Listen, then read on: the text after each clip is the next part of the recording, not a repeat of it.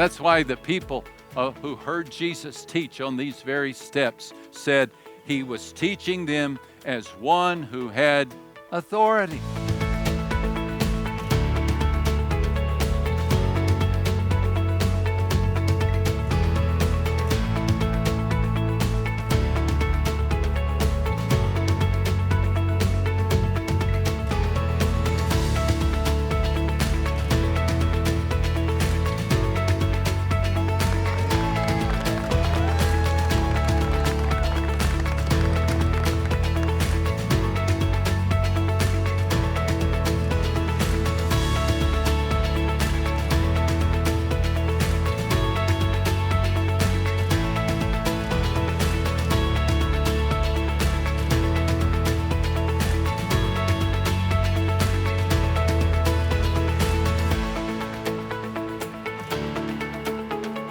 What we learn more than anything else, that when we're going through a storm, you can count on Jesus to be there with you.